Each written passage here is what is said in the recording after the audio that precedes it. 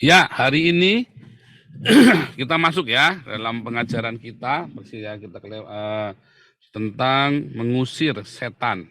Ya, selama ini Anda diajarin ngusirin setan ditengking-tengking, ya karena narasi di dalam perjanjian baru, ya menengking setan, ya.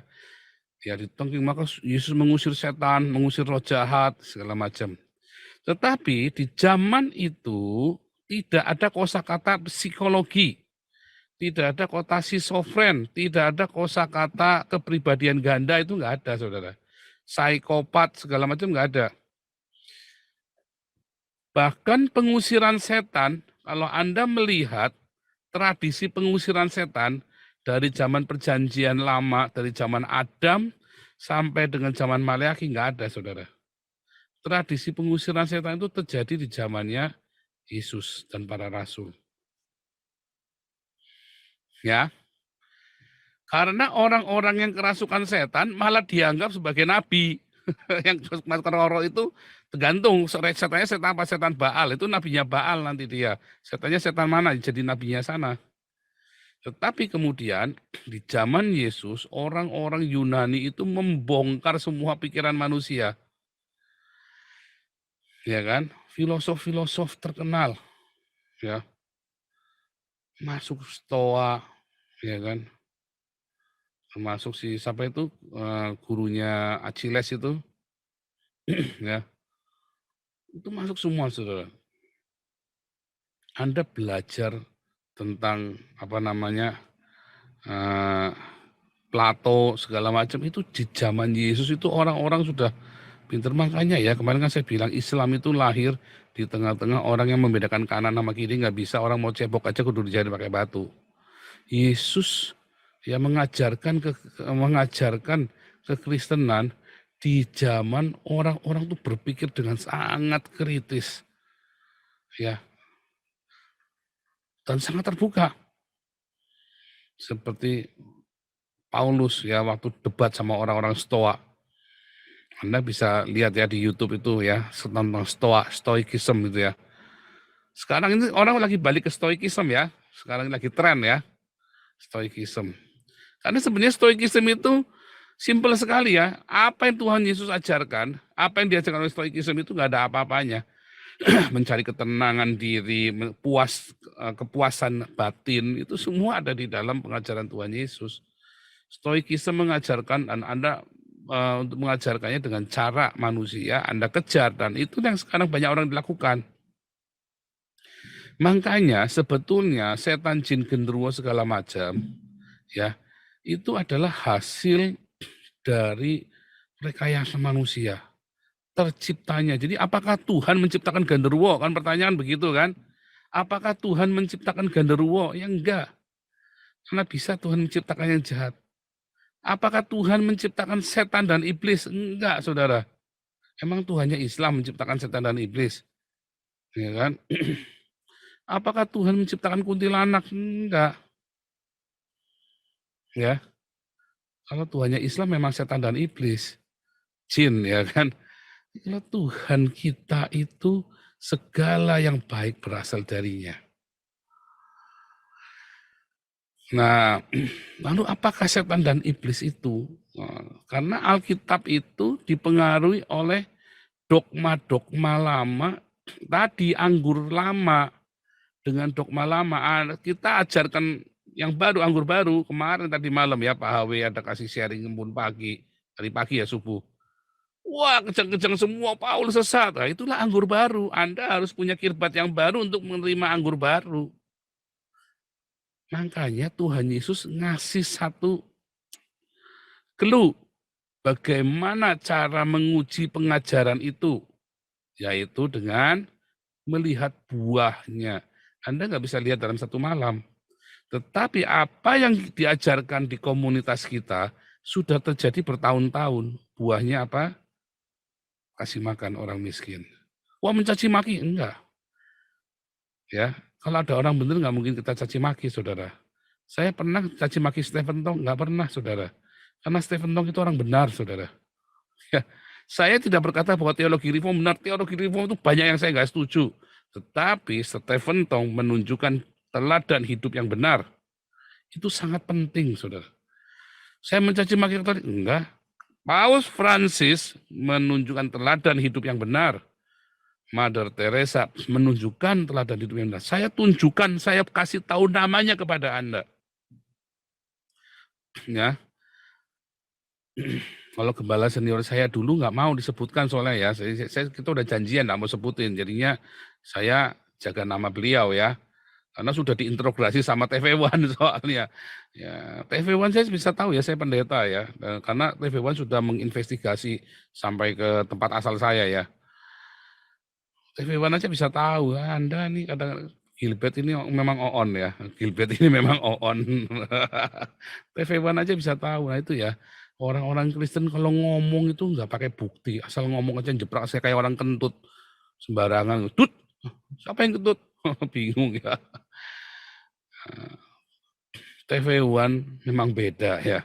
TV One memang beda, diinvestigasi sampai ke alma mater saya ya. Tapi saya waktu itu ngomong sama Mbak Balkis, yang ini aku tolong ditutup ya. Tapi dia ngomong ya, saya kan Anda pendeta dari gereja ini kan, iya tapi jangan dibuka. Waktu itu kan sempat hampir kebuka kan, langsung segat, jadi kan dia nggak sebutkan organisasinya, dia hanya menyebutkan bahwa saya seorang pendeta begitu ya. Ade Armando pun tahu kan saya pendeta, karena itu sudah diinvestigasi. Ya kan, makanya dia membandingkan antara saya dengan Saifuddin. Saifuddin bodoh, Paul Sang ini pinter. Baru kali ini saya setuju dengan Ade Armando ya. Setuju 100%. Aduh, TV One Rose, TV One Mbak Balkis. Ya waktu itu interview saya. Nah, diuji investigasi Anda itu sama ya. Makanya pengajaran kita tuh dari buahnya. Kalau Gilbert ya kita kejar. Ya, sekarang Tony Daud ya. Sekarang Tuhan suruh saya kejar Tony Daud. Ya, kemarin Tony Gilbert ya. Sekarang tiba-tiba saya disuruh ngejar anjingnya Gilbert, Tony Daud. Wah, pengajaran yang disampaikan oleh Tony Daud itu sesat ya. Anda sedang dibawa ke dalam perdukunan di dalam gereja. Itulah sihir-sihir di dalam gereja. Ujungnya uang, saudara. Ujungnya adalah Anda dimintai uang nanti sama Tony Daud. Perpuluhan yang banyak. Ujungnya apa? Oh, Gilbert ini benar, Anda bayar perpuluhan. Tetapi Tony Daud tidak pernah sekalipun berkata bahwa orang yang tidak berdiakonia masuk neraka. Apakah Tuhannya Tony Daud nggak pernah ngajarin dia seperti itu? Saya yakin nggak pernah, karena Tuhannya Tony Daud bukan Tuhan Yesus yang kita kenal. Tuhannya Tony Daud adalah Yesus yang klinik-klinik itu, saudara. Yang ngajarkan tuyul, yang ngeliatin apa, tak lihat dulu apanya, tak terawang dulu. Wah, Tony Daud tuh sama engkongnya saya nggak beda, saudara. Dukun, modelnya model kayak dukun. Tak terawangnya dulu nanti rumahnya. Oh itu ada ininya, ada itunya.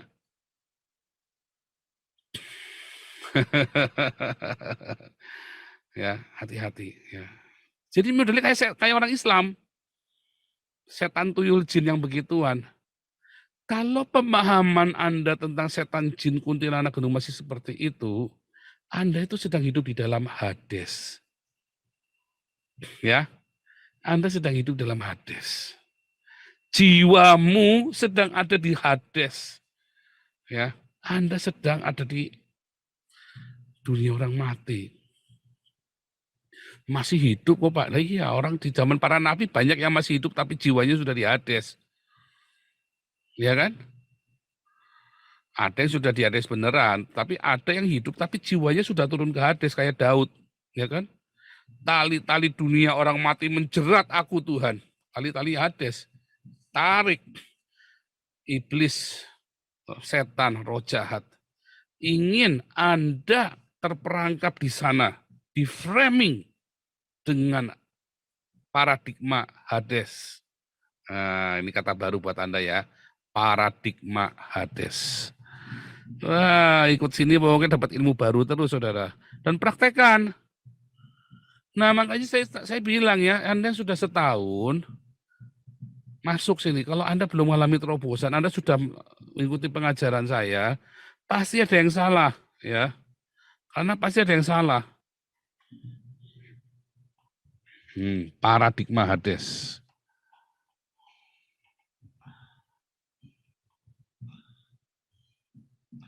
Dan ada jangan gini ya, paradigma ya.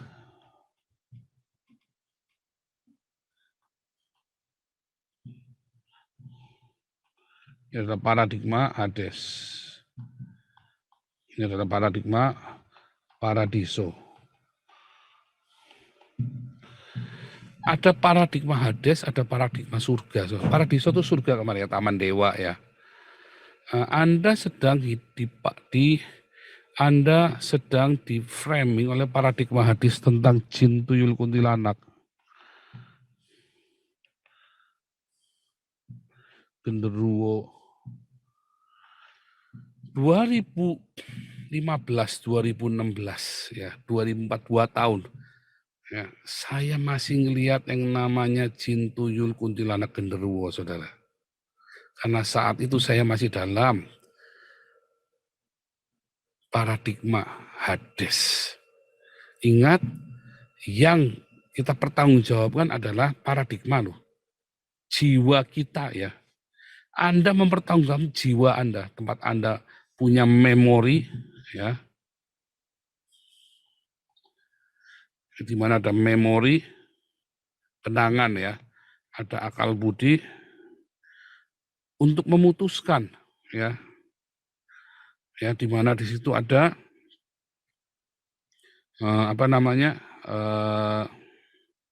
keinginan.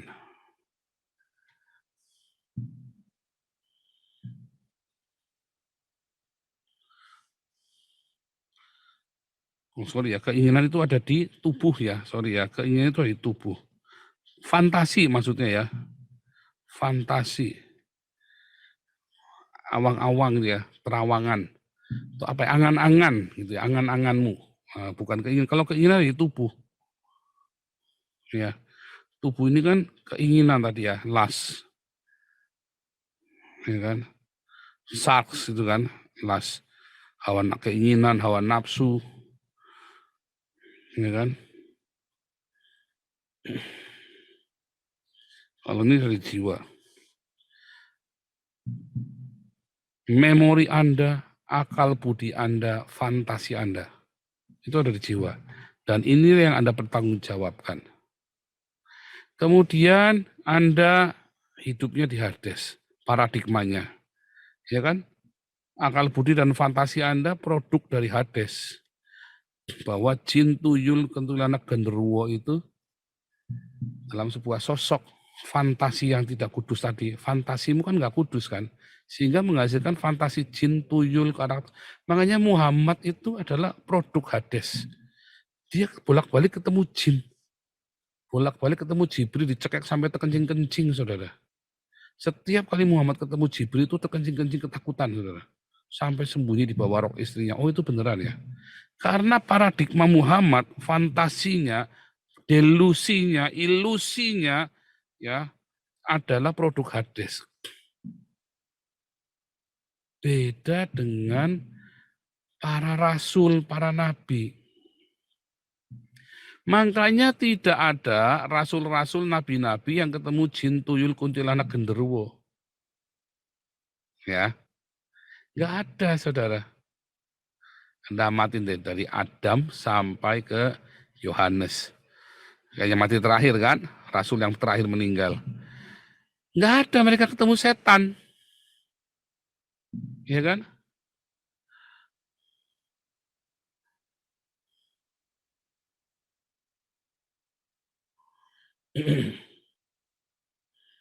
Makanya, saudara, fantasi-fantasi jin, tuyul, kuntilanak, genderuwo, ya, nggak ada di Amerika, adanya di Jawa, adanya di Nusantara, karena itu produk kuno dari tradisi nenek moyang kuno.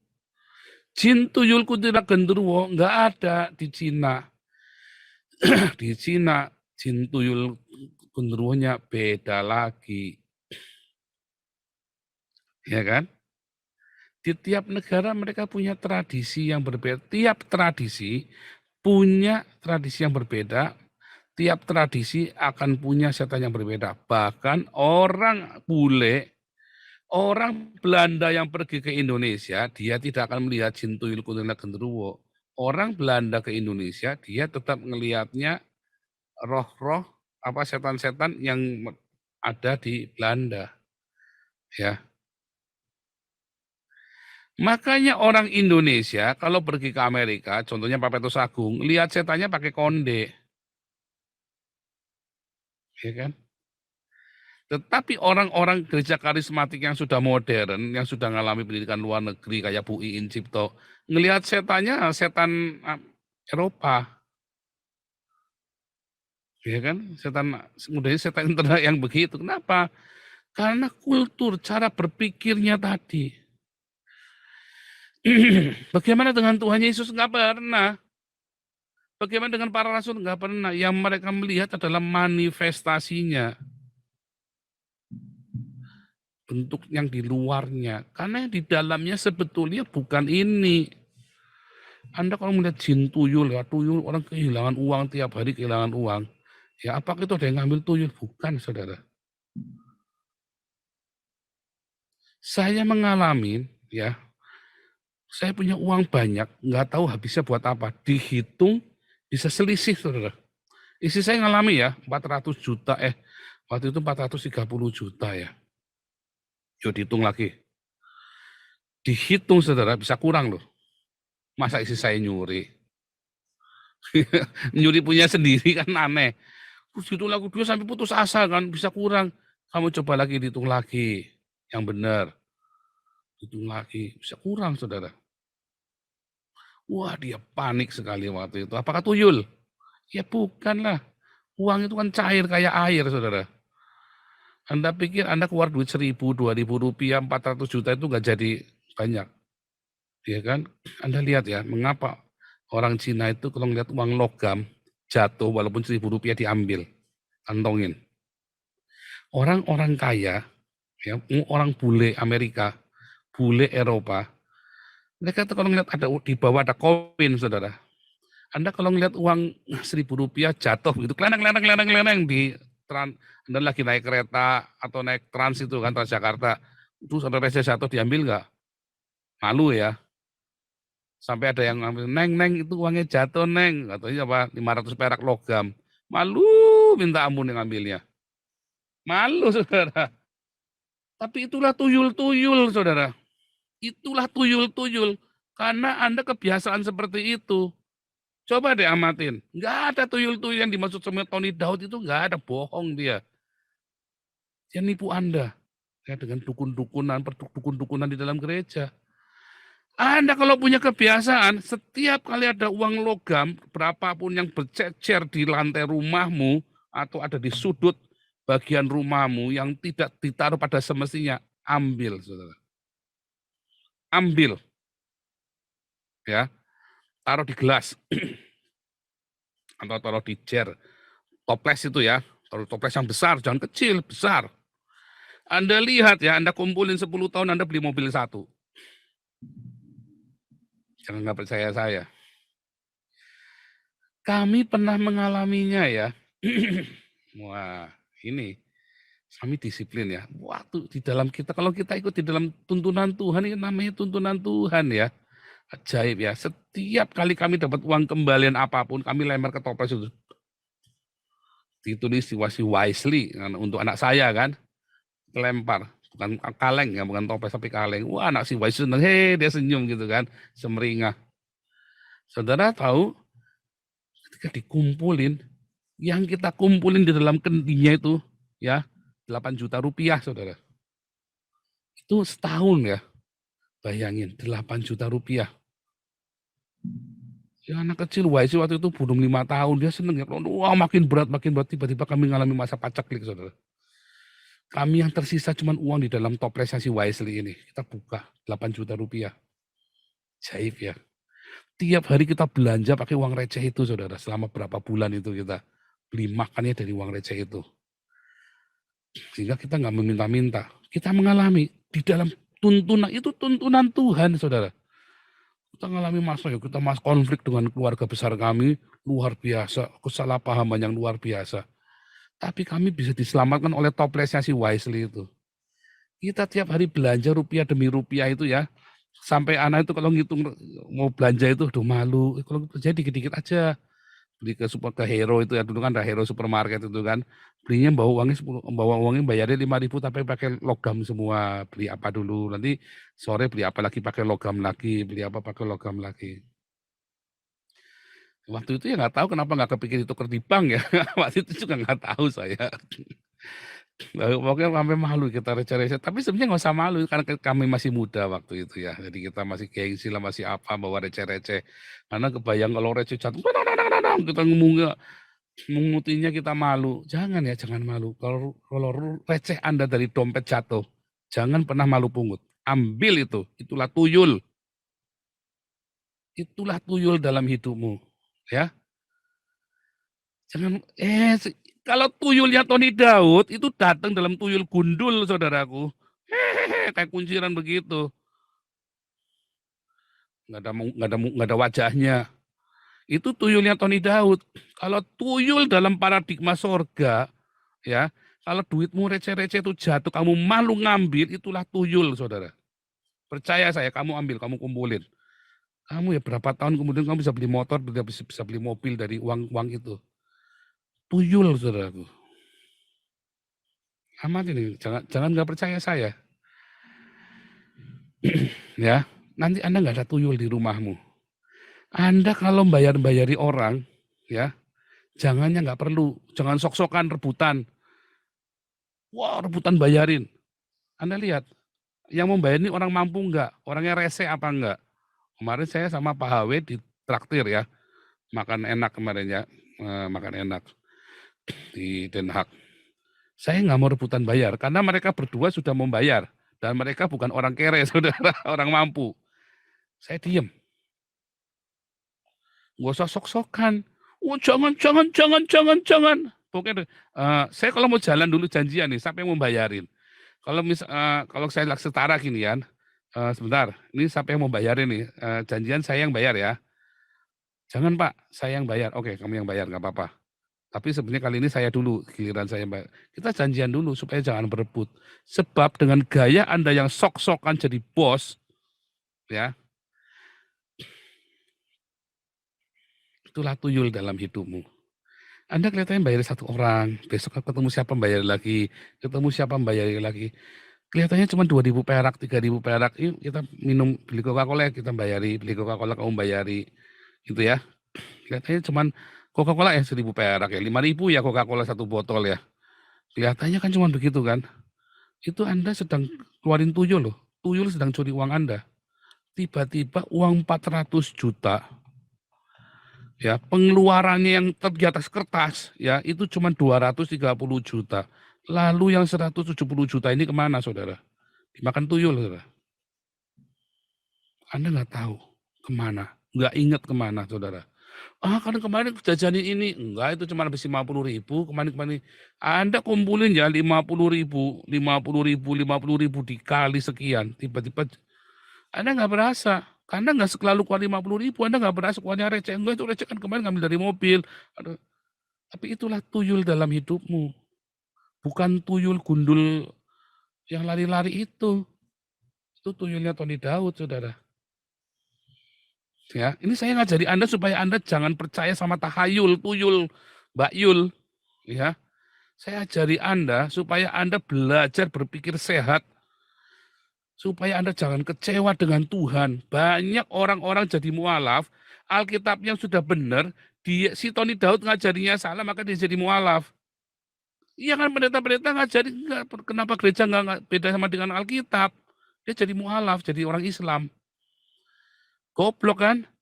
Kenapa kamu nggak balik ke Alkitab? Kalau saya mah balik ke Alkitab. Oh, saya pernah mau jadi mualaf, saudara, mau jadi Islam. Lalu apa yang saya pikirkan? Goblok juga ya, kenapa saya mikirnya malah jadi Islam? Saya bongkar Alkitabnya, saya masuk ke Alkitabnya, saya belajar sendiri. Beda Pak dengan yang diajar, emang gua pikirin. Alkitab bilang apa, saya bilang apa, pokoknya begitu. Makanya saya nggak takut dengan orang-orang gereja, Saudara. Karena memang pada kenyataannya gereja banyak menyimpang dari isi Alkitab. Termasuk gerejanya Gilbert. Anda jemaatnya Gilbert, Anda masuk neraka loh. Anda nggak diajari diakonia militan cuma basa-basi, ya kerja sedikit pamernya minta ampun. Akhirnya bubar kan? Bubar karena Anda bukan jiwa Anda berdiakonia, Anda memang mau pencitraan. Kalau gereja intisari dari gereja bukan diakonia, Anda sedang menjalani jalan menuju ke neraka. Nggak ada yang khotbah gini cuma saya, Saudara. Saya belum ketemu lagi yang khotbah kayak begini. Kemarin Pak Hawi lebih tajam lagi. Coba lihat ayatnya pasti dilewati benar. Benar, tapi emang beneran Saudara dilewatin Saudara. Setiap kali orang baca Matius 25 ya yang tentang itu ya pasti ayat 46-nya dilewatin gak dibaca. Heran, saya juga heran. Kenapa kamu enggak baca sih? Kenapa kamu enggak baca? Anda jemaatnya juga lalai. Kenapa nggak diterusin bacanya? Pak, tolong diselesaikan bacanya pas sampai 46. Harusnya kan begitu Anda jadi jemaat kan? Anda nggak ingetin. Ngeri Saudara. Ya, ngeri. Serem ya. Serem. Tapi begitulah, karena apa? Karena itulah agama termasuk di dalam Islam. Kalau dalam Islam itu sudah jelas. Muhammad paradigmanya paradigma hadis, makanya ngelihatnya setan tuyul jin. Anda ketemu sama orang NASA, setan tuyul jin ketawa terbahak-bahak mereka. Itulah pikiran orang tolol, katanya orang NASA ini kan. Anda ketemu sama si Jinping itu ya, itu pikiran orang tolol. Anda ketemu sama Elon Musk. Kenapa Elon Musk nggak jadi invest di Indonesia? Soalnya orang Indonesia masih percaya tuyul jin sama genderuwo, Saudara. Yang produk khilafah itu. Mendingan di Thailand. Wah, ya kan? Kenapa? Kalau di Thailand itu jinnya bisa jadi-jadian. Enggak ya, bercanda ya. Kalau Elon Musk itu enggak jadi investasi itu karena khilafah ya. Karena itu jelas ya. Itu jelas. Karena khilafah. Satu, setahu saya Elon Musk itu orang Yahudi. Ya. Dan Indonesia adalah negara yang tidak mau bergeming dari khilafah. Arab Saudinya sudah membuka, ya orang-orang di seluruh Jazirah Arab sudah mau menolak khilafah, tapi Indonesia malah mau kembali ke khilafah. Turki, kenapa Turki ditolak dari Uni Eropa, Saudara? Nggak diterima. Karena Turki seharusnya mereka menolak khilafah, tetapi malah Uni Eropa ini kan korban dari keganasan khilafah kan. Marah Uni Eropa karena semua dananya dari Turki. Itu ya. Itu tapi itu memang produk ya. Produk jin tuyul genderuwo itu. Nah, Saudara balik lagi.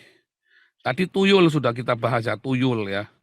Artinya jangan sok-sokan bayar-bayari orang kecuali Anda dibayari terus ya gengsi ya jangan, bukan masalah gengsi. Kalau Anda tidak punya uang, terus Anda dibayari terus, kita harus bilang, stop, aku nggak mau pergi lagi, aku nggak punya uang, enggak, aku nggak mau dibayarin terus. Mendingan makan di rumah saja, murah meriah. Anda yang maksa, takdir mereka. Kita juga mentalnya jangan mental dibayari juga ya, jangan mental dibayari terus. Tapi jangan usah sok-sokan berebut bayarin. Tapi kalau memang Anda lebih mampu dari yang lain, dan Anda yakin mampu, ya kemana-mana Anda yang bayarin nggak apa-apa, nggak usah kepikiran juga. Anda diberkati toh. Hanya kan Anda punya perhitungan, budget bulan ini saya bayar-bayari orang misalnya 3 juta. Anda tetap harus budget ya. Kita nggak berlama-lama di tuyul. Tapi Anda ngerti yang saya maksud ya, paradigma tuyulnya itu. Sehingga itu nggak perlu ditengking-tengking. Wah, di dalam nama Yesus aku urapi dompetku nanti dikasih minyak urapan, goblok. Minyak urapan itu bukan ditaruh di dompet. Minyak urapan itu di dalam perjanjian minyak baru, minyak urapan itu hanya bagi orang sakit, Saudara. Itu sama saja ketika anak saya sakit, tak urapin badannya, pakai minyak kayu putih, pakai minyak tawon, minyak tawon kalau lagi itu diurapi itu saudara, dengkulnya kemarin Pak HW itu kan diurapi sembuh ya, kasih kasih araknya itu sembuh Pak HW langsung itu, besoknya langsung mending, 2 hari udah nggak pakai tongkat, itu diurapi saudara. Di perjanjian baru Anda tidak akan melihat yang namanya dompet diurapi pakai minyak, onta diurapi pakai minyak. Zaman sekarang, Pak Yakub Sulistyo itu, penganut Yahweh itu ya, mobil, bagaimana cara mengurapi mobil dengan minyak? Saya sampai ngekek guling-guling, saudara. Bagaimana cara mengurapi mobil dengan minyak? Hati-hati kamu tabrakan ya. Kalau Anda mengurapi mobil dengan minyak, ya hati-hati setir mobilnya jangan diurapi. Anda nanti lagi belok begini, melintir setirnya, dikasih minyak, saudara. Jangan ya, nggak ada minyak urapan itu buat mobil, buat pintu. Saya dulu ikut-ikutan ya, sampai 2016 saya masih ikut-ikutan ngurapin pintu pakai minyak, saudara. Sampai akhirnya saya dibukakan oleh Tuhan. Minyak urapan itu hanya bagi orang sakit, Dul. Saya barunya ada, oh iya Tuhan, Tuhan. Saya baru ngerti itu. Tiga, ya tiga. Yesus cerita tentang orang Samaria yang baik hati, mengurapi orang itu ya. Dikatakan juga bahwa Yesus mengurapi yang sakit itu dengan minyak. Dan yang ketiga di dalam Yakobus, barang siapa sakit datang ke penatua ngurapinya dengan minyak sambil mendoakan. Yang lain nggak ada, saudara. Ya bahkan Anda mau ditahbiskan jadi penatua pun nggak perlu. Di zaman Yesus pentahbisannya itu bukan dengan minyak, saudara, dibaptis di Sungai Yordan. Yesus itu ditahbiskan dengan dibaptis di Sungai Yordan.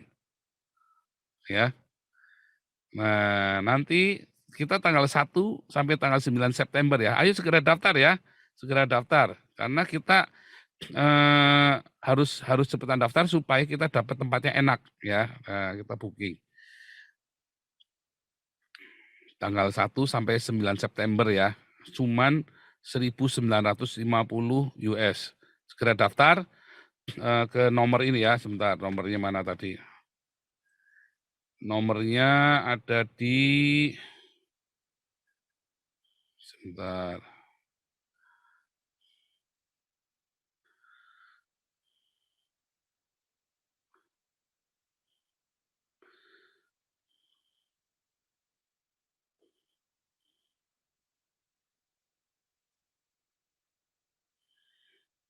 Nah, ini temu.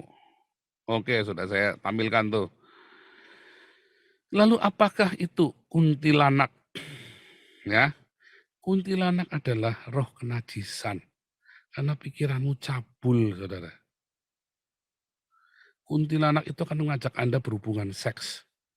Ya, fantasi-fantasi. Dia wanita cantik dan Anda kemudian nafsu. Ya, terus katanya kemudian katanya malah ngajak Anda apalagi untuk kemudian di tepi sungai, terus Anda nyeblung ke situ segala macam. Terus ada lagi kuntilanak yang bawa anak yang nakut-nakutin Anda. Dan segala itu adalah sebuah hawa nafsu kenajisan karena hidup Anda penuh dengan hawa nafsu. Ya, termasuk saya.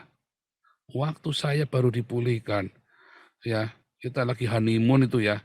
Tetapi masih tersisa fantasi-fantasi yang najis dalam hidup saya. Sehingga bolak-balik lihatnya kuntilanak, saudara. Ya, kuntilanak adalah fantasi yang najis. Makanya kadang-kadang bawa bayi ya kuntilanaknya ya. Namanya kuntilanak ya. Kadang-kadang bawa bayi. Itulah fantasi-fantasi yang najis. Nah yang pernah saya lihat bayinya itu nongkrok di pundak istri saya waktu tidur. Ya. Nah itu adalah fantasi-fantasi yang najis. Nah nanti cerita lagi genderuwo, nanti tak terangkai ya, tak ceritain ya. Ternyata penglihatan itu tuh ada artinya. Genderuwo, saudara. Genderuwo itu adalah intimidasi dalam hidupmu. Ya, Anda melihat sosok yang besar di dalam psikologis Anda, di dalam alam bawah sadar Anda sedang mengalami intimidasi yang luar biasa. Makanya dia bisa tampil dalam satu delusi Anda nyata, delusinya itu nyata, ilusinya itu nyata dalam sebuah gambaran. Anda terintimidasi. Dan itu adalah hasil dari Anda sendiri. Makanya orang-orang Eropa, walaupun mereka tidak percaya Tuhan, karena mereka tidak mau terintimidasi, saudara. Manusia mereka kuat, roh manusia kuat sekali. Dia lawan semuanya, nggak akan lihat. Tetapi di dalam masa-masa tertentu, dia akan melihat bayangan gelapnya dia sendiri. Nah, kalau di Jawa namanya genderuwo, bentuknya genderuwo, pakai sarung, bertaring. Tetapi kalau di Barat, enggak. Bayangan hitamnya itu adalah dia sendiri, dia tahu. Dan dia ngerti sesadar-sadarnya, itu adalah bayangan, itu adalah sisi gelapnya dia. Nah, Dr. Jekyll and Mr. Hyde, ya kan, Mr. Hyde and Dr. Jekyll itu kan salah satu film fantasi orang schizofren kan. Tapi itulah gambaran sisi gelapnya dia. Kalau orang-orang barat sudah mengerti tentang psikologis ini sejak abad ke-18, sudah ngerti. Tapi orang-orang Indonesia kan nggak ngerti. Orang-orang Indonesia baru tahu tentang psikologis ini kan tahun 1950-an ke atas, saudara. Baru ngerti dunia ini kan, baru tren-trennya ini kan 1980-an, baru istilah-istilah yang aneh-aneh itu saya baru ngerti malah setelah saya kuliah ya, istilah aneh-aneh itu kan. Apalagi saya itu ya, kalau saya dulu suka baca bukunya ini ya, Sidney Sheldon itu kan, orang-orang yang berkepribadian ganda, penyakit ini. Itu bagus ya dulu ya, orang-orang barat ini memang kalau memberikan deskriptif itu bagus. Nah itu adalah sebuah fantasi-fantasi hasil delusi Anda. Lalu gimana diusir dong? Bisa diusir. Kalau orang-orang yang berpendidikan, dia nggak akan pakai kembang, saudara. Nggak pakai kembang dimandiin, di apa, apalagi diusir pakai minyak urapan segala macam, nggak perlu. Terus pakai apa itu? Pakai kertas ditulis ayat-ayat, ya. Pakai kertas ditulis ayat-ayat begitu ya. Itu nggak perlu, saudara. Bentar.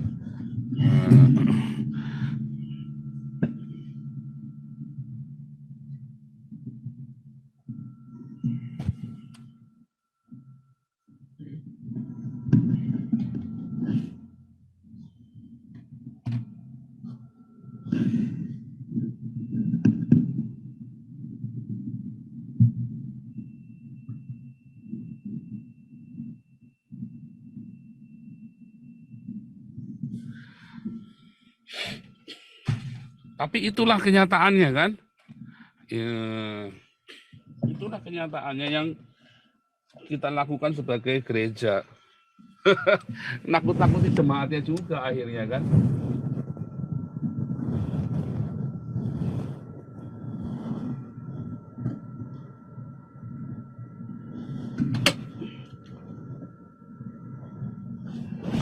Oke, lampunya jatuh. Pak Awe belum sempat lihat studio saya yang di lantai 3 ya. Itu kenyataan ya. Genderuwo adalah intimidasi, sisi gelap dari hidup Anda yang tiba-tiba keluar dan Anda nggak bisa atasi. Di tahun itu saya ngelihat semuanya, saudara. Genderuwo, kuntilanak, tuyul. Satu lagi pocong, roh kematian.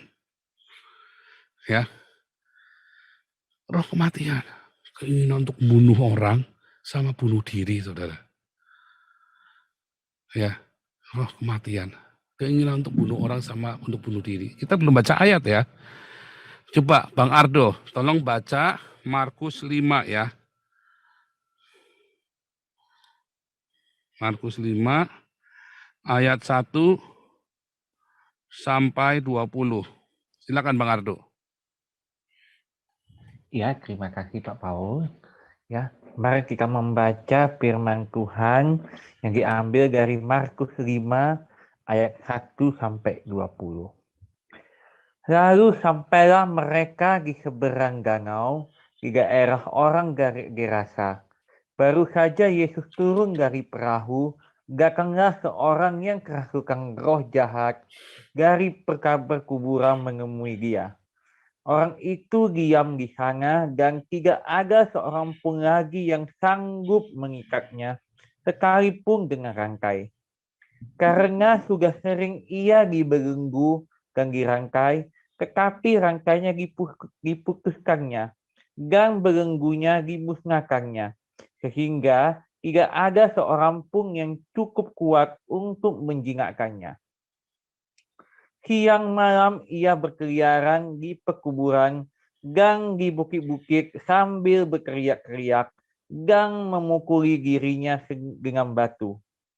Ketika ia melihat Yesus dari jauh, berlarilah ia mendapatkannya, lalu menyembahnya. Dan dengan keras ia berteriak, "Apa urusanmu dengan aku, hai Yesus anak Allah yang maha tinggi? Demi Allah, jangan siksa aku." Karena sebelumnya Yesus mengatakan kepadanya, "Hai engkau roh jahat, keluar dari orang ini." Kemudian ia bertanya kepada orang itu, "Siapa namamu?" Jawabnya, "Namaku Legion, karena kami banyak." Ia memohon dengan sangat supaya Yesus jangan mengusir roh-roh itu keluar dari daerah itu.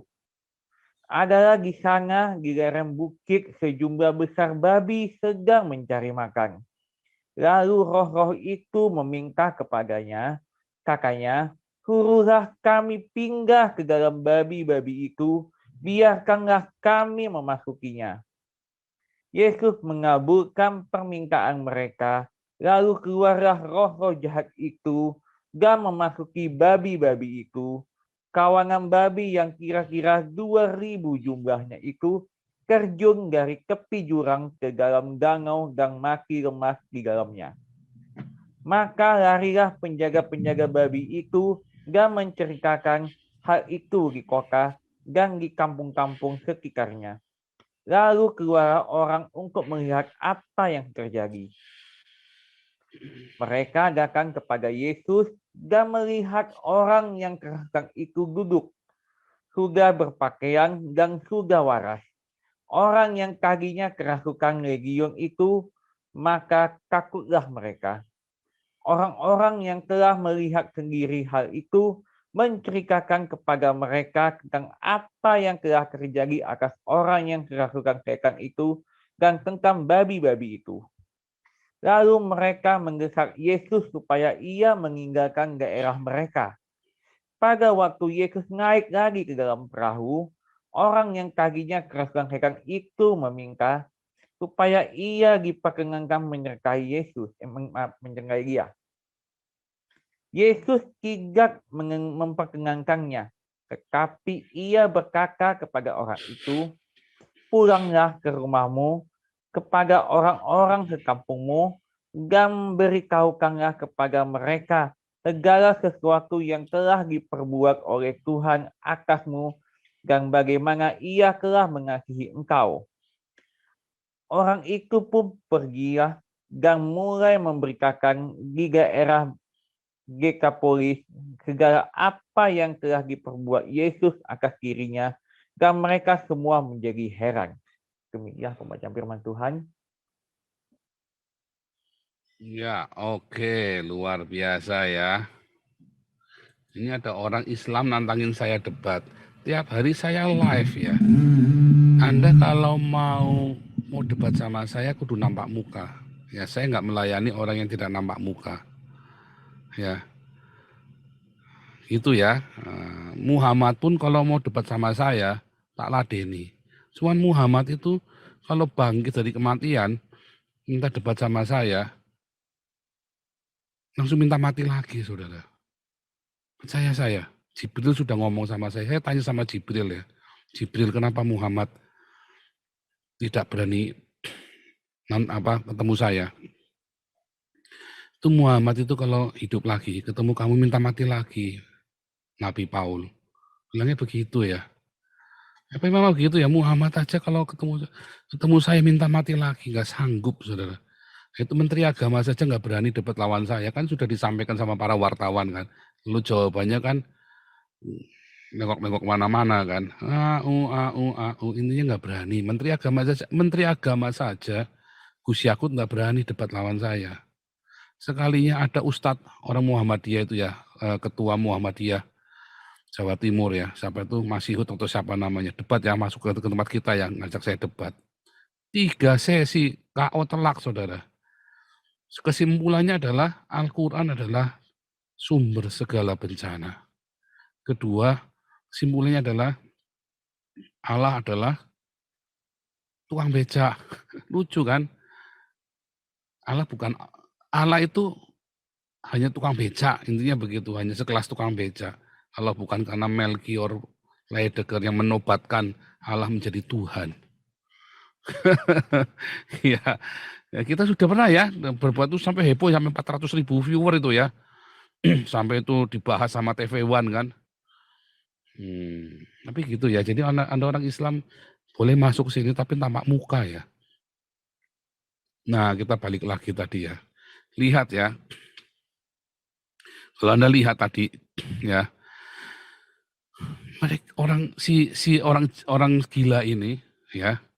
Sekarang kita ngerti bahwa ini orang schizofren. Legion karena kami banyak, alternya banyak. Tetapi salah satu alter itu mereka mengajak si Legion ini pergi ke kuburan. Dia senang di kuburan. Ya. Karena mereka senang dengan kematian. Sesuatu yang mati dan dia ingin mati sebenarnya, saudara. Nggak tahan, dia ingin mati. Makanya orang-orang juga sama ya. Kalau Anda ngelihat pocong, ya, itu kan setan Jawa kan. Setannya Islam pocong itu kan. Itu adalah setan, adalah kematian. Dia ngajak mati, saudara. Anda hawanya tuh pengen bunuh orang atau Anda kepengin mati, nggak tahan. Saya ngalami, saudara, pengen mati. Ya, makanya hati-hati. Dan itu bukan ditengking-tengking, yang dengan cara yang nggak benar ya, apalagi sampai didengak-dengak begitu. Anda hardik, mengapa harus menghardik? Nah, kita bahas satu-satu ya. Anda harus menghardik itu. Bentar, saya share screen dulu ya.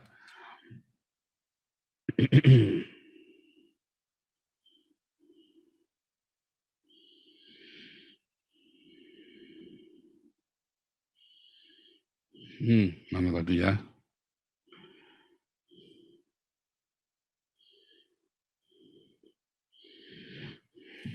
Bagian terakhir ya.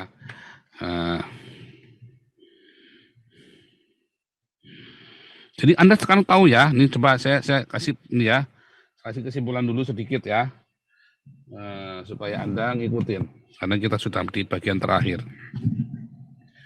Salah paradigma ya, paradigmanya Hades, paradigmanya Firdaus, paradiso ya maksudnya ya, paradigma kerajaan sorga. Paradigma Hades, Anda bilang tuyul. Ternyata tuyul ini adalah pengeluaran-pengeluaran yang tidak disiplin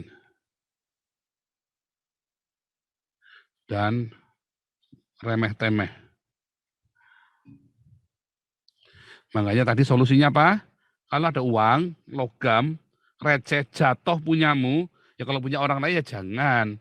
Tapi kalau Anda ketemu di jalan, ya diambil. Ya. Tapi kalau itu di bis, itu uang Anda, ambil. Jangan pernah malu sekalipun.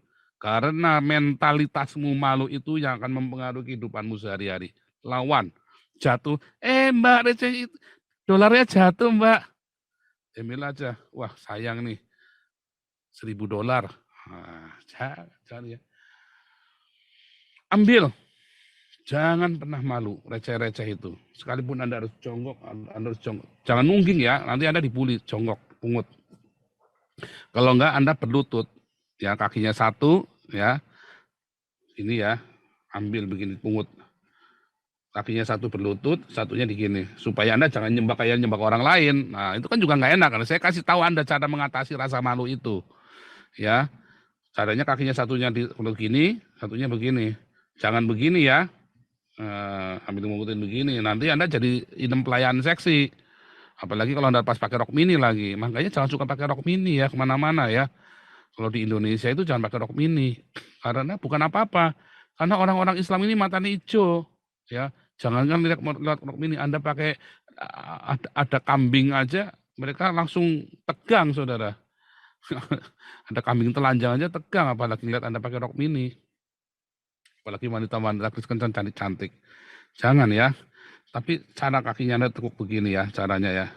Makanya jangan pakai rok mini ya. Nah, tapi jangan membungkuk juga, jangan model begini ya. Jangan Anda ambil begini. Ya, karena nanti Anda dibully nanti. Ini yang terbaik, cara ngambilnya. Sehingga Anda nggak malu. Kalau mereka membuli Anda, nggak apa-apa. Anda selalu ingat, uang ini nanti suatu ketika yang akan selamatkan Anda dari masa paceklik, atau kedua, uang-uang inilah yang nanti akan jadi beli motor baru buat Anda. Ya, atau yang ketiga, berapa tahun kemudian jadi mobil baru. Saya setahun ngumpulin logam itu jadi 8 juta, artinya sudah hampir kebeli motor satu kan. Motor kan satu harganya berapa sekarang? 12 jutaan kan. Wah, hampir kebeli motor satu. Ya kan? Terus tadi yang namanya kuntilanak. Nah, ini bersihin dulu ya. Kuntilanak. Ini ternyata adalah roh najis. Roh najis cabul jinah. Ya. Makanya Anda akan dibawa ke sana. Terus tadi genderuwo. Ternyata ini adalah intimidasi. Dari apa? Ketakutanmu sendiri. Ketakutan dari kegagalan, ketakutan akan masa depan, ketakutan akan kamu kamu takut nggak punya jodoh, ketakutan akan sesuatu dalam hidupmu, ya, atau ketakutan dengan masa lalumu. Kamu punya bayangan di masa lalu, itu akan menjadi genderuwo surga hitam yang besar yang akan menindah. Namanya tindisen, kadang-kadang genderuwo ini yang suka nindis kamu kan. Itulah intimidasi, ya. Terus tuyul, pocong. Ini adalah roh kematian. Anda ingin bunuh diri, ingin bunuh orang, pokoknya hawanya pengen bunuh. Ya. Dan tadi ya, ini Anda sudah dapat ini ya. Kenapa selalu pengennya kuburan? Karena ini adalah ambience. Kemarin sudah belajar ya, diamond. Diamond ini adalah sebuah ambience ya. Ada lagi diabolos, ya. Ada lagi diabolos. Diabolos itu sama setan, ya, urutannya nanti. Nah, ini dulu ya, pegang ya. Sekarang ini kan kudu kita tengking, ini macam-macam lagi ya, ada nanti ada leak lah, ada segala macam. Saya ceritain simpel dulu aja, ya, yang ini dulu. Ya, nanti ada lagi yang simbol kekuasaan, apa segala keserakahan ya, macam-macam. Tapi itu ya sebenarnya adalah simbol-simbol yang hari ini baru Anda ngerti. Tetapi di zaman 2000 tahun yang lalu, zaman Yesus, itu cuma dikasih tahu roh jahat, ya, demon, diabolo, atau pneuma, roh jahat, atau Satan, ya. Oh, ini ditengking-tengking, sampai didengkek-dengkek enggak keluar, saudara. Sampai ada orang katanya kerasukan pocong, diinjek sama pendetanya, saudara. Saya pernah masuk ngajar di sekolah Alkitabnya GBDI ya. Ada yang kerasukan, sama siswa-siswanya tuh didengkek-dengkek, digebukin, saudara, pakai anduk basah itu ya. Jangan nanti mati, pergi semua, masuk semua ke sekolah, ke kelas. Biar si pembinanya yang ngurus, pembina asramanya sama pendeta, kan pendeta semua di situ kan, 3 orang pembinanya ngatasin, yang lain masuk kelas. Terus saya pulangnya gimana? Udah Pak, udah sadar. Orangnya mana tadi? Gimana? Iya Pak, saya kangen papa saya Pak, saya kangen sama keluar, pengen pulang. Simple ya, jangan malah ditengking-tengking, nggak bakal keluar. Saya mah kalau ngusir setan mah sekali aja keluar. Kalau nggak keluar ya saya yang keluar. Enggak ya, enggak begitu ya. Keluar. Yakin. Keluar ya. Suatu ketika saya sering cerita ya.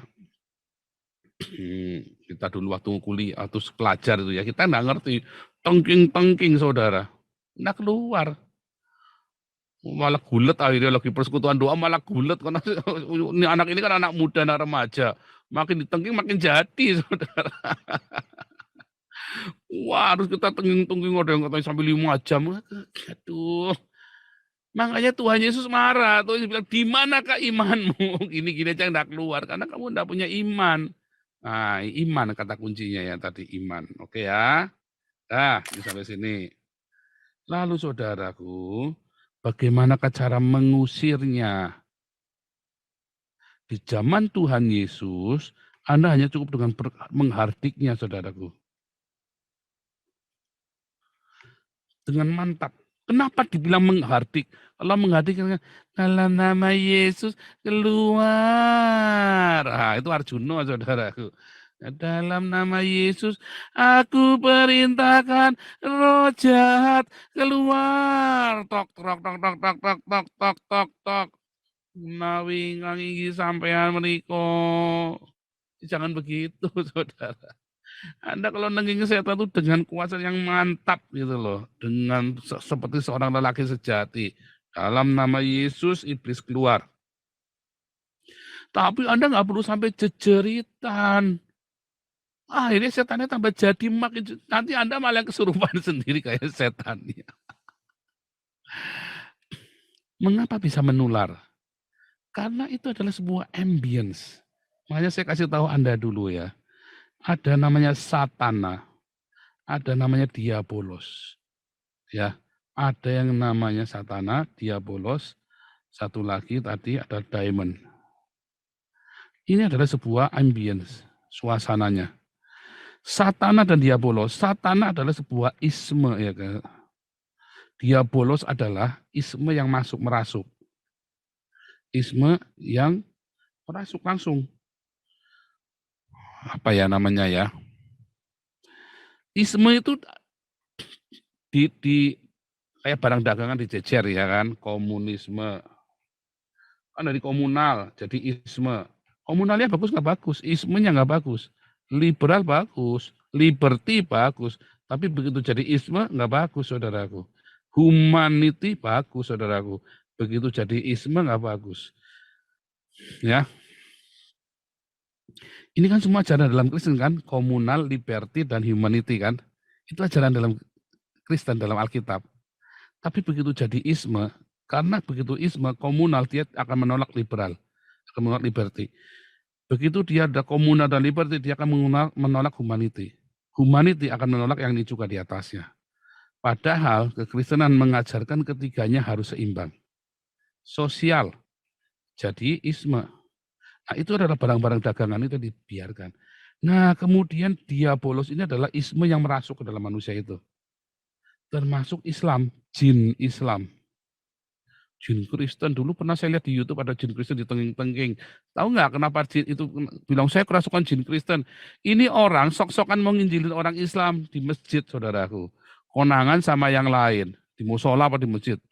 Mau dilaporkan polisi, langsung dia jadi, saudaraku. Kerasukan jin Kristen katanya, kemasukan jin Kristen. Ada tuh videonya sampai heboh tuh. Saya sampai ketawa terbahak-bahak. Ini mau orang ketakutan. Saya bilang begitu. Tunggu sampai begitu rupa. Coba ketemu saya. Langsung sembuh nggak pakai lalau. Cuma tak bisikin, jangan khawatir. Ada apa tak packing kamu. Kalau perlu lari ke Jerman nanti tak urusin suakanya. Langsung sadar dia langsung. Coba ketemu saya. Ketemunya. Aduh, ketemunya kayak Tony Daud sama Gilbert yang langsung kerusukan. Takut dia. Makanya nanti di sini orang-orang yang kerasukan ini, ya, saya kerasukan Roro Jonggrang. Roro Jonggrang adalah sebuah cerita ya, dan itu adalah isme. Ya, Anda kerasukan roh Sangkuriang, ada yang lagi kerasukan rohnya siapa, itu adalah sebuah isme yang kemudian secara personal, ya, masuk dalam dia secara personal. Makanya kalau Anda lihat orang yang kerasukan roh komunis, ya rohnya siapa gitu kan, mau begitu, dia sangat mauis banget ya. Anda harus hardik dia, supaya dia sadar, supaya dia kaget, dihardik. Dihardik. Tetapi kalau Anda tidak punya kuasa, kenapa Anda punya kuasa menghardik itu? Karena ada kuasa dari Tuhan Yesus, ada iman. Kuncinya di sini adalah iman, saudara. Anda menghardik itu pakai iman, karena Anda punya iman. Kalau Anda tidak punya iman, Anda kalah, saudara. Dihadik balik sama dia. Anda mau menghadik isme-isme dalam tubuhnya orang yang udah merasuk orang, roh jonggrang lah, rohnya siapa itu, roh kidul lah, rohnya Nyi Blorong lah, siapa segala macam. Aku kerasukan. Anda menghardik dia, malah dihadik balik sama dia kalau Anda nggak punya iman. Contohnya siapa? Anak-anak sekewa yang kerasuk, yang ikut-ikutan ya. Anak sekewa. Ingat nggak anak-anak sekewa? Anak sekewa ya. Sekewa.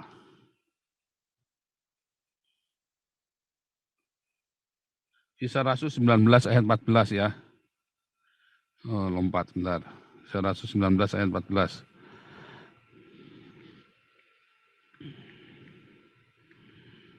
Lihat ya. Kisah Rasul 19 ayat 14. Ya, anak-anak sekewa. Ya, tolong bacakan 13 sampai 20 ini. Bang Ardo. Ada nggak nih Bang Ardo? Iya Pak Paul. Ya, Kisah Rasul 19 ayat 13 sampai 20. Oke Pak Paul ya, Kisah Para Rasul 13 ya. Kisah Rasul 19 Oh, ayat ya. 13 sampai 20. Ayat 13 sampai 20. Oke. Kisah Para Rasul 19, kita mulai ayat 13 sampai 20. Oke.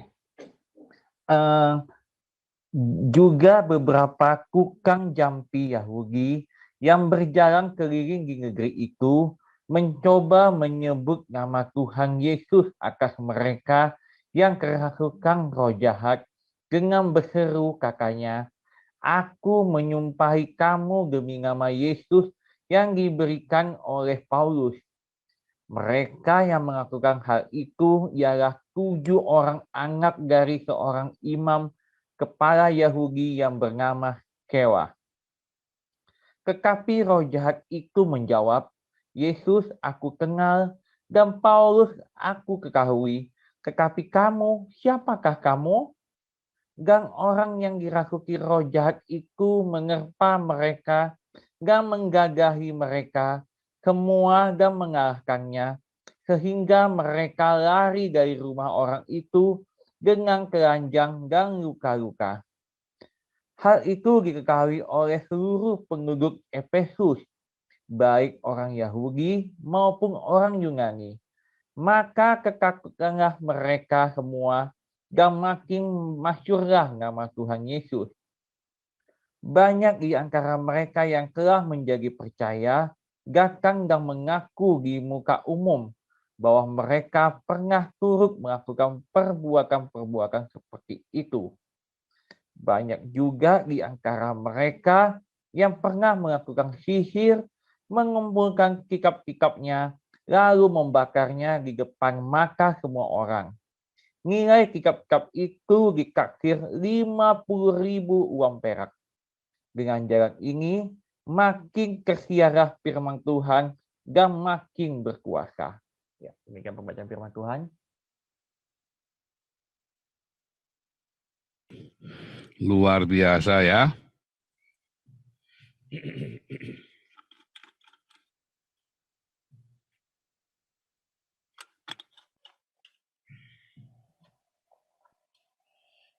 Kembali ya. Orang ini ikut-ikutan, saudara. Ya, ikut-ikutan mengking. Tapi dia nggak punya iman. Dikejar, saudara. Tadi roh jahat ini kan sudah merasuk dalam pikirannya orang itu kan. Sampai orang-orang kalau sudah terpengaruh dengan ini tadi, roh najis atau roh jahat ya,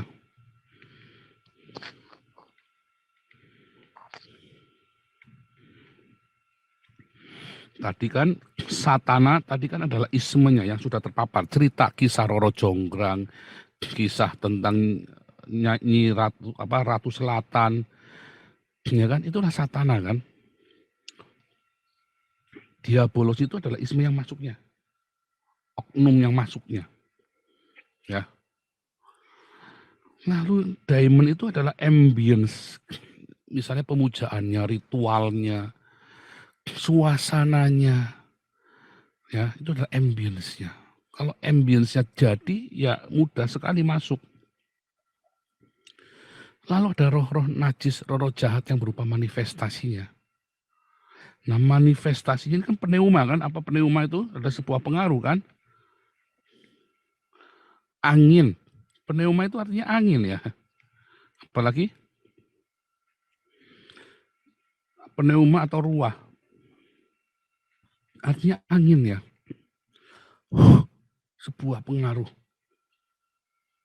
Dan itu menjalar. Kenapa menjalar? Karena itu adalah sebuah pneuma. Dia menjalar. Ambience itu.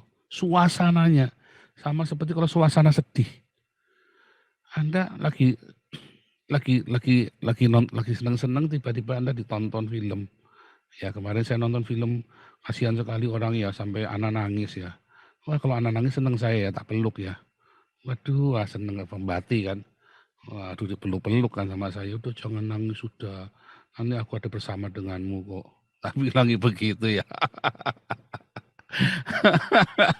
Saya seneng kalau lagi nonton film sedih-sedih, si anak nangis.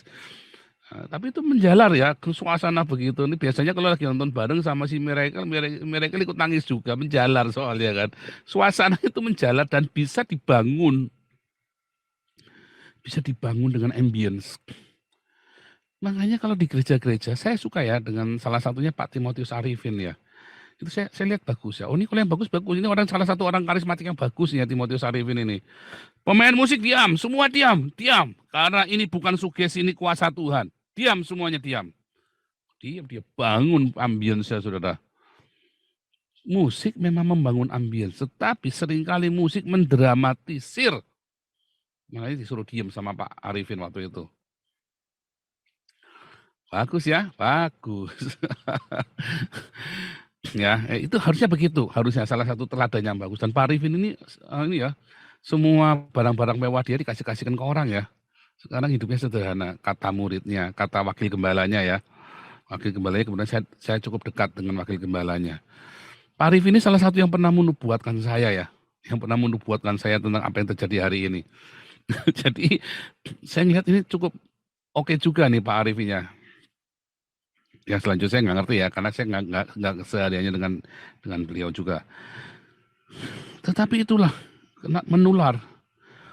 Ruah. Ambience itu bisa mengalir. Nah, Anda harus punya iman yang kuat, saudara, untuk menghardik itu. Diam, tenang, harus bisa begitu. Tapi Anda kalau nggak punya iman, wah dikejar balik sama mereka. Kenapa? Imannya itu apa? Kita balik lagi. Apakah iman yang dimaksud? Iman kan berasal dari rema. Ya, mana tadi? Hilang lagi. Iman kan berasal dari rema, saudara.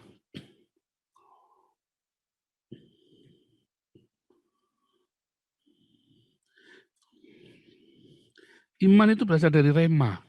Anda harus punya rema. Rema itu dari mana? Dari logos. Ditambah agape. Ini pelajaran sebelumnya ya, jadi Anda kudu ikutin yang sebelum-sebelumnya. Kalau Anda bingung, Anda ikut kelas evangelis dan apologetik. Anda daftar, nomornya sudah ada di YouTube Anda itu, tertera di layar Anda. Iman itu berasal dari rema itu dari logos dan agape. Yaitu prakteknya adalah diakonia kan. Makanya kalau Anda pelit, nggak bisa ngelakuin ini. Orang pelit tak jamin Anda malah kesetanan, kerusuk. Kalau Anda pelit, Anda jangan coba-coba ngusung setan, nggak usah. Kalau Anda pelit, nggak usah. Dan kalau datang ke saya pertama kali tak suruh apa diakonia. Ya, untuk mengisir satan, diabolos, demon, tadi roh najis ini, Anda harus menghardik. Ya, dihardik dengan iman. Untuk Anda punya iman, itu tadi, makanya Anda yang kedua ini, Anda harus punya rema, yang berasal dari logos dan agape. Logos, Anda baca firman Tuhan, jangan ngawur. Jadi roh najis aku tengking. Nah itu Anda nggak baca logosnya. Roh najis apa roh perzinaan, roh percabulan aku tengking. Lalu Anda sambil nengking-nengking, Anda sambil olahlah bebe. Ya enggak bisa. Semua dosa, semua kejahatan, semua setan bisa kamu tengking kecuali yang namanya cabul sama Jina, Anda yang kudu lari. Anda tiap malam di Alexis, Anda mau nenging-nenging rocabul. Edan apa? Wah, aku tutup bungkus dengan darah Yesus, aku pergi ke sana ke dalam. Nggak bisa, saudara. Nggak bisa. Ya, nggak akan benar. Akhirnya Anda berzina juga. Anda larikanlah dirimu dari percabulan, dari perzinahan. Nggak bisa ditengking, makanya Anda kudu punya logos. Kudu ngerti firman Tuhan bilang apa. Kalau Anda ngerti yang begini, nanti Anda cepat. Ya, jadi pertama Anda hardik. Tapi untuk menghardik Anda kan harus punya iman. Ya kan? Kalau Anda nggak punya iman, nggak bisa, saudara. Untuk menghardik, apa yang mau dihardik? Dan waktu menghardiknya jangan sampai bergulat lama-lama, tandanya Anda nggak punya iman. Hanya dengan sepatah kata saja. Dalam nama Yesus kamu keluar. Kalau Anda keluar, Anda coba lagi nggak keluar, berarti ada yang salah sama Anda udah berhenti aja situ. Berhenti, jangan diterusin. Oh, udah ngotot-ngotot nggak keluar, ada nama Tuhan, jadi rusak. Orang Kristen jadi rusak. Nongking gitu. Waduh gini. Nah yang dilakukan oleh Tony Daud itu adalah klinik. Bagaimana orang-orang kelenteng melakukannya gampang. Kalau Anda ada mengalami begitu, ya bagaimana mengalahkan ambience-nya? Dirubah cat warna rumahnya.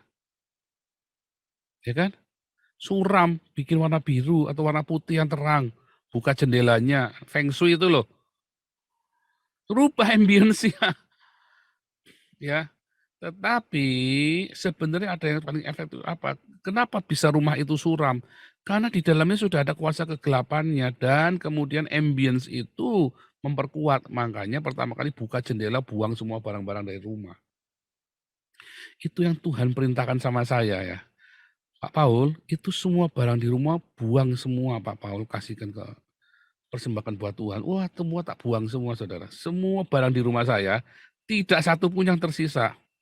Kecuali satu tilam, satu selimut bodol itu apa bed cover ya karena ketinggalan waktu itu nggak katut mau dibuang terus kita tidur gimana udah kita gelar di situ terus saya dikirimin sama Bu Aning waktu itu ya kasur kosong saudara dan ternyata itu memang membuat ambience kosongkan semua badan saya kosong semua ringan kosong semua pakaian-pakaian pun tinggal beberapa ya wah kita benar-benar wah itu benar-benar kita mulai dari nol lagi itu ya, itu langsung ngusir semua setan yang aneh-aneh saudara. Ambience-nya itu tadi. Kalau orang kelenteng itu dibuang semua itu supaya feng shui-mu berubah. Ya kan? Kalau perlu dicat ya apa segala macam. Makanya orang kalau Anda percaya feng shui gitu rumahnya jadi aneh, ya, malang melintang enggak karu-karuan. Makanya jangan percaya feng shui, percayalah kepada kuasa nama Yesus. Mengapa harus kuasa nama Yesus? Karena ini tadi. Supaya Anda nggak perlu ngitung feng shui, ribet dalam nama Tuhan Yesus. Langkah dengan iman, jalan dengan iman.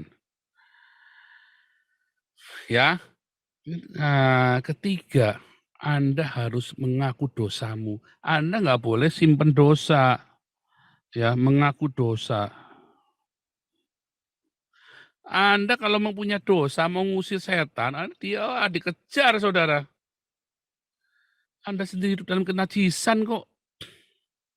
Makanya jaga hidupmu setiap hari selalu siap sedia.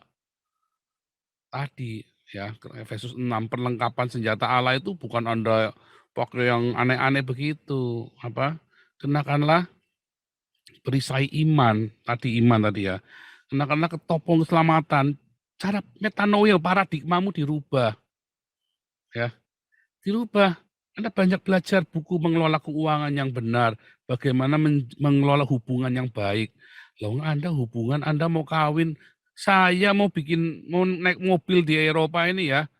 Waduh, babak belur saya ujiannya, saudara. Ujian teori, ujian praktek. Sampai saya bilang, aduh, bohwat ini saya bilang. Udah capek nih saya sampai belajarnya. Anda mau kawin tinggal mancal olahlah bebe, kurang ajar kan? Anda harus tanggung jawab, Anda harus belajar bagaimana membangun hubungan dengan istrimu, dengan suamimu yang benar. Bagaimana komunikasi dengan anak-anakmu yang benar. Dan bagaimana ajari anak-anak kamu untuk buat ngomong yang benar. Yang to the point. Jangan muter-muter. bagaimana cara mengungkapkan pendapat di dalam rumah itu. Anda harus benar dulu. Ya, makanya pengakuan dosa itu penting. Jaga hidupmu di dalam kebenaran, tadi righteousness. Dimulai dari sedekah. Dari sedekah itu, Anda mulai belajar hidup dibenarkan. Karena ibadahmu adalah Roma 12 ayat 1 dan Ibrani 1 ayat 20, Yakobus 1 ayat 27. Menjaga kekudusan dan berdiakonia. Jadi kudu benar pikiranmu, kudu murni, hatimu kudu benar. Sehingga kalau hatimu benar, maka kamu bisa mengatasi ini, saudara. Tadi balik lagi ya. 3 cara ini, kamu akan usir setan, saudaraku. Ya, satu, Anda menghardik. Tapi untuk menghardik Anda harus punya iman. Bagaimana punya iman? Anda harus berdiakonia. Dimulai dari diakonia dan membaca firman. Ya, menghardik. Kenapa harus menghardik? Ya, karena harus menghardiknya dengan iman. Tetapi supaya kamu benar, kamu harus menjaga di dalam kekudusan, mengaku dosa. Kepada siapa? Kepada Tuhan. Dan kepada orang yang kamu sakiti. Kamu jangan punya masalah sama, jangan kamu nyakiti orang. Nah, kalau orang sakit hati sama kamu ya biarin saja. Orang yang nggak mau memberesin sama kamu, apalagi kalau sudah ngeblok kamu itu nggak usah dipikirin. Ya kayak si kapal oleng itu nggak tak pikirin, dong dia ngeblok saya kok. Ya kan, ceker babi, kamu menyakiti hatinya katanya Yosua Seng, katanya istri Yosua Seng itu ya Ibu Yohana. Kalau dia merasa sakit hati sama saya, kenapa dia komplainnya nggak komplain ke saya, komplainnya ke orang Islam? Katanya kamu sudah dewasa rohani, ya kan? Nah, kan gitu kan. Kalau kamu sakit hati sama saya, kamu komplainnya ke saya, bukan komplain sama orang Islam. Berarti kamu niat memang mau celakain saya. Kan begitu kan. Pikirannya gimana sih? Tapi kalau memang ada salah, saya akan ngaku. Mana salah apa? Kalau saya nggak merasa bersalah, saya nggak ngapain saya minta maaf. Jangan pernah minta maaf kalau Anda tidak bersalah. Tapi begitu Anda tahu Anda bersalah, Anda harus minta maaf. Itu masalahnya loh. Begitu tahu Anda salah, Anda harus minta maaf. Sekecil apapun kesalahanmu. Artinya Anda harus jaga hidupmu dalam ketulusan. Kenapa orang mau ngusir setan tujuannya mau dapat duit. Anda akhirnya jadi kayak Tony Daud. Hamba uang. Ya kan? Tujuannya buat nakut-nakutin Anda supaya dapat amplop. Makanya pertanyaannya, Tony Daud yang merasa dirinya katanya paling nasionalis, apakah Tony Daud pernah bikin seperti yang kita punya? Apa buahnya? Malah dia ini menjadi pendukungnya SBY, saudaraku. Ini kan pengkhianat ini. SBY ini kan pengkhianat. Dia kan yang bikin Indonesia bangkrut kan. Dengan bangganya. Dia mendukung Gilbert yang hamba uang. Ya, ini saudara Anda belajar. Lakukan, Anda nanti sukses hidupmu. Anda tidak perlu takut. Ya, mau setan garong apa segala macam, lawan saudara, lawanlah iblis. Ayat terakhir saya akan bacakan padamu ya. 1 Petrus 4 ayat 7. Ya, saya bacakan buat Anda ya. 1 Petrus 4. 1 Petrus 4 ayat 7. Bentar ya.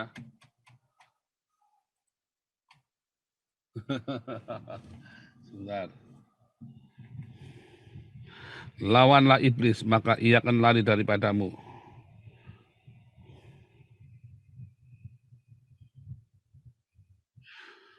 Yakobus 4 ayat 7. Ya, Yakobus 4 ayat 7. Terakhir ya.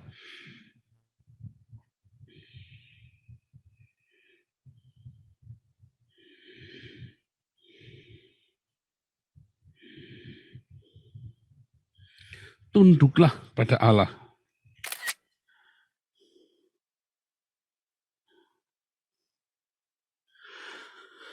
Tunduklah pada Allah dan lawanlah iblis, maka ia akan lari daripadamu. Gitu ya. Jadi jangan saya tayul-tayul apa segala macam. Jangan. Ya, kalau tentang pencobaan kemarin ya sudah saya bawakan di Embun Pagi. 2 hari yang lalu atau 3 hari yang lalu. Hari ini lagi ngelawan setan-setan, setan dalam hidupmu itu tadi. Oke, Tuhan Yesus memberkati.